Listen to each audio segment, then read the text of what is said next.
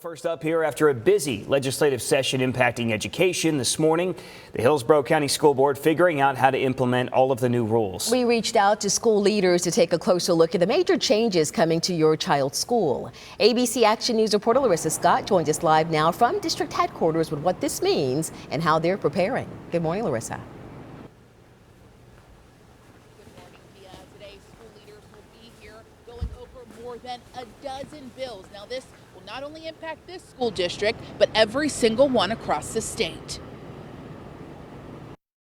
So we're going to be looking at what those laws are and how it's going to impact our district. Some of those include the controversial bills we've been reporting on, like House Bill 1557, the Parental Rights in Education bill that critics call the Don't Say Gay bill, which will in part prevent any talk about sexual identity and orientation in schools. The bill states this applies to kindergarten through third grade or when not age appropriate according to state standards. House Bill 7, the Individual Freedom Bill, also known as the Stop Woke Act, it prohibits Florida's public schools from talking about topics that could make students feel uncomfortable or guilty over their race, sex, or national origin.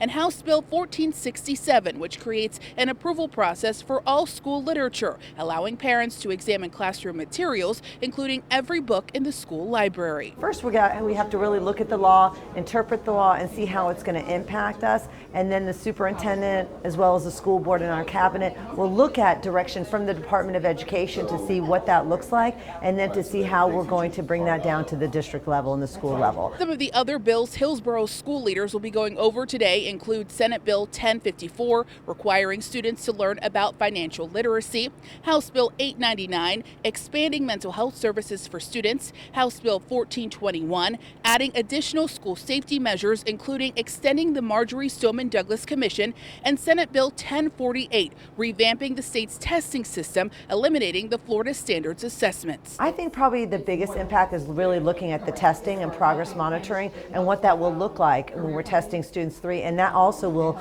impact on what other tests that we currently have, if we will continue those or if we will let those sunset. Today is just the beginning for Hillsborough County school leaders to figure out how the district will move forward with these changes and what the financial impacts may be. They plan to enforce these new rules through policy and training principals and teachers to prepare for the new school year. So I think this summer we'll be really looking at that more closely and seeing if there's any changes and what changes need to be made to make sure that we're following the law.